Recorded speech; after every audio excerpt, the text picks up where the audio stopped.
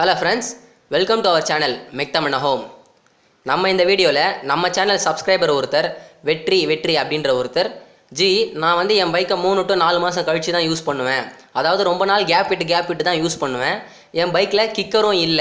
So நான் இந்த மாதிரி பைக்கை நான் எப்படி மெயின்टेन பண்றது? அத பத்தி ஒரு வீடியோ போடுங்க அப்படினு கேட்டிருந்தாரு. சோ அத பத்தி தான் இன்னைக்கு வீடியோக்குள்ள பார்க்க போறோம். முதல் டிப்ஸ் என்னன்னு பாத்தீங்கன்னா உங்க பைக்கை 2 மாசம் கழிச்சு எடுக்க போறேன். இப்போ அந்த வண்டியை ஸ்டார்ட் பண்ணும்போது நியூட்ரல் பொசிஷன்ல வச்சு ஸ்டார்ட் பண்ணுங்க. ஏன் நியூட்ரல்ல வச்சு ஸ்டார்ட் பண்ணனும்னா 2 மாசம் கேப்ல அந்த இன்ஜின்ல இருக்கிற ஆயில் எல்லாமே இன்ஜினுடைய அடிப்பகுதிக்கு வந்துருக்கும்.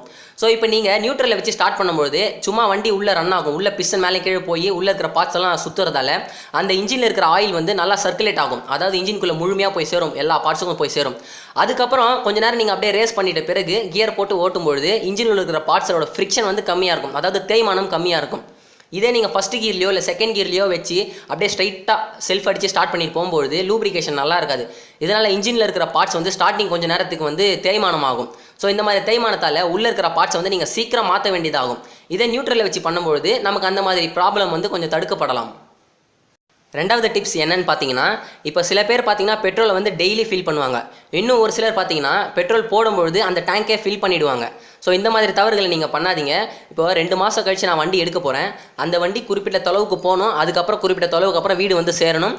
அதுக்கப்புறம் 2 மாதம் கழிச்சு எடுக்கும்போது பெட்ரோல் பங்கு போகணும். இந்த தூரத்துக்கு மட்டும் நீங்கள் பெட்ரோல் போடுங்க. ஏன்னா நீங்கள் பெட்ரோல் அந்த மாதிரி போடும்பொழுது உங்களுக்கு பெட்ரோல் வந்து வேஸ்ட் ஆகிறத தடுக்கலாம். இதே நீங்கள் பெட்ரோல் டேங்கை ஃபில் பண்ணி வச்சிட்டிங்கன்னா நீங்கள் அந்த 2 மாதம் ரெஸ்ட்டில் இருக்கும்பொழுது உங்களுக்கு மைன்யூட்டாக வந்து அது எவாப்ரேட் ஆகும். ஸோ அந்த மாதிரி எவாப்ரேட் ஆகாமல் இருக்கிறதுக்காக தான் நான் சொல்கிறேன். ஸோ நீங்கள் எவ்வளோ தூரத்துக்கு போக போகிறீங்களோ அதுக்கேற்ற பெட்ரோல் மட்டும் போட்டு வச்சுக்கோங்க. மூணாவது டிப்ஸ் என்னன்னு பார்த்தீங்கன்னா நம்ம பொதுவாகவே இந்த மாடர்ன் பைக்ஸ்லாம் வந்து யாருமே இப்போ செயின் ஸ்ப்ரேவே அடிக்கிறது இல்லை. ஸோ அந்த செயின் ஸ்ப்ரே நல்லது. ஏன்னா நீங்கள் வந்து லாங் டிரைவ் போக போகிறீங்க. அப்படி இல்லைனா 2 to 3 மாதம் கழிச்சு எடுக்க போகிறீங்கன்னா செயின் ஸ்ப்ரே வந்து அடிச்சுட்டு எடுத்துகிட்டு போங்க. ஏன்னா உங்களுக்கு வந்து அன்வான்ட் நாய்ஸ் வந்து அந்த செயின்லேருந்து கிரியேட் ஆகும். நீங்கள் செயின் ஸ்ப்ரே அடிக்கும்போது அந்த செயினுடைய லைஃபும் நல்லாயிருக்கும். உங்களுக்கு அந்த அன்வான்ட் சவுண்டு வந்து இருக்கவே இருக்காது. வண்டி ஸ்மூத்தாக போகும். ஸோ முடிஞ்ச அளவுக்கு நீங்கள் பைக்கை எடுக்கும்பொழுது செயின் ஸ்ப்ரேவை அடிச்சுட்டு போங்க. நாலாவது டிப்ஸ் என்னன்னு பார்த்தீங்கன்னா இப்போ வண்டி 2 to 3 மாதம் எடுக்க போகிறீங்கன்னா பெட்ரோல் ஃபில் பண்ண போவீங்க.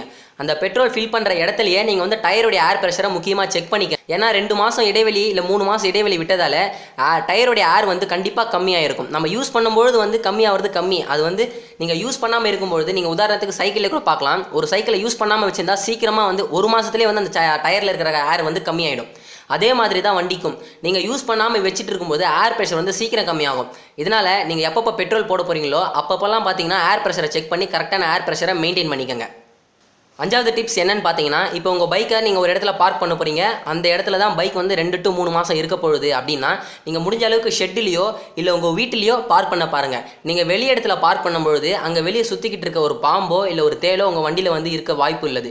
கேட்கும்போது சிரிப்பாக இருக்கலாம். நான் அந்த மாதிரி வண்டியில் இருக்கிற ஒரு பாம்பு வண்டியிலேயே வந்து தேல் இருக்கிறதெல்லாம் வீடியோ வந்து நான் கீழே டிஸ்கிரிப்ஷனில் தரேன். அதை கிளிக் பண்ணி பார்த்துக்கோங்க.